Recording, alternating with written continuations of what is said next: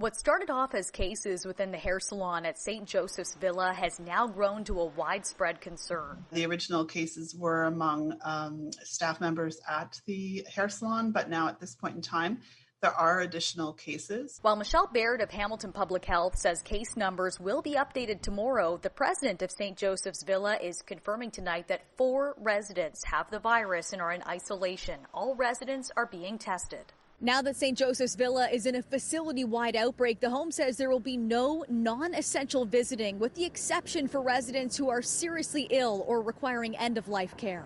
St. Joseph's Villa will continue screening all staff and volunteers coming into the home. It's still unclear if an unvaccinated person brought the virus into the home in the first place. According to St. Joseph's Villa, the current vaccination rate for residents is 93%, and for staff, it's 72%.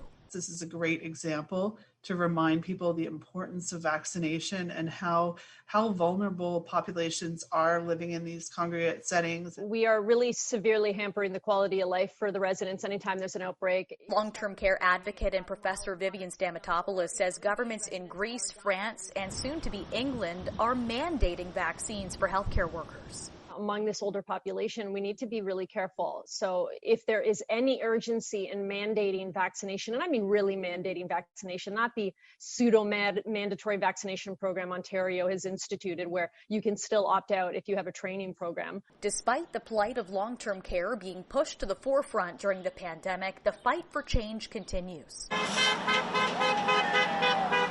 have no idea how the staff to resident ratio, how bad it can be. At Outbreak Manor long-term care home in Beamsville, a rotating group of PSWs and nurses talk about the impacts of being short-staffed as some of the residents waved in support. They've booked their vacations back in February.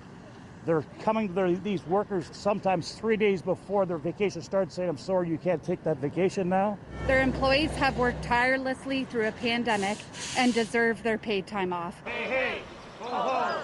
Vacations, got to go. The Ministry of Long-Term Care has yet to respond to our questions. Nicole Martin, CHCH News.